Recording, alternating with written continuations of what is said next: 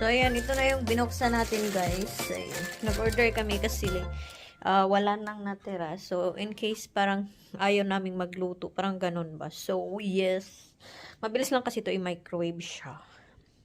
So, how are you people? And, buti, nawala na yung ulan, guys. Kanina maulan siya. So, yes. Gino-gino, Diyos ko. So, anyway. So, malaki ng ating chin, guys. Look. Malaki na si baby. Baby. Ang laki na niya, no? Ano pa. Ilang buwan pa naman. So, yes, guys. Wala akong ligo. Kasi sobrang ginaw. So, yun. Nilalagay ko siya, guys. And, merong ano dito. May, ano tawag ito? Ice.